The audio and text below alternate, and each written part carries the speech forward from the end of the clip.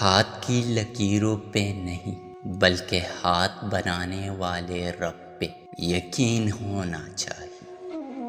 امید جب اللہ سے جڑی ہو تو ٹوٹنے کا امکان نہیں ہوتا۔ ناراض ہو کر بھی ساتھ نہیں چھوڑتا۔ اللہ پاک کی ناراضگی بھی کتنی پیاری ہے۔ دونوں صورتیں یقین کی ہے۔ کوئی اللہ پاک کے لیے سب چھوڑ دیتا ہے اور کوئی اللہ پاک پر ہی سب چھوڑ دیتا ہے۔ نصیب کیا بھی ہو، نماز اور قرآن سے مدد لے کر اللہ سے جو مانگو ضرور ملتا ہے۔ نماز کی تو وہ شان ہے جو روک دیتی ہے طواف کعبہ کو، تو تیرے کاروبار کی کیا اوقات ہے جس کے لیے تو چھوڑ دیتا ہے نماز کو۔ ہر ٹوٹی ہوئی امید مجھے میرے اللہ سے جوڑتی ہے۔ اخلاق وہ چیز ہے جس کی قیمت کچھ نہیں دینی پڑتی، ہاں مگر اس سے ہر انسان خریدا جا سکتا ہے۔ جن کا بھروسہ اللہ ہو ان کی منزل کامیابی ہے۔ جو کسی کا برا نہیں چاہتے ان کے ساتھ کوئی برا نہیں کر سکتا، یہ میرے رب کا وعدہ ہے۔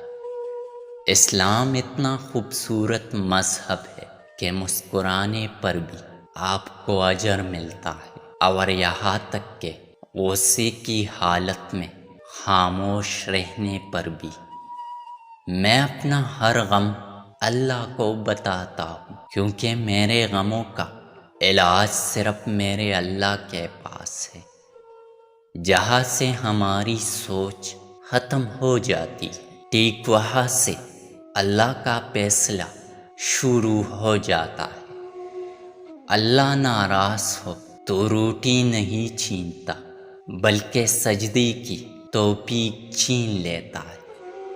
توبہ قبول ہونے کی نشانی ہے کہ اس کے بعد انسان کا دل گناہ سے ہٹ جاتا ہے۔ باپ کے سامنے اونچا نہ بولنا، ورنہ اللہ تم کو نیچا کر دے گا۔ اللہ نے انسان کو دل دیا ہے مگر اس کا سکون صرف اپنے پاس رکھا ہے، اور فرمایا یاد رکھو دل کا سکون صرف اللہ کی یاد میں ہے۔ اللہ سے جب مانگو تو اپنی اوقات کے مطابق نہیں بلکہ اللہ کی شان کے مطابق مانگو۔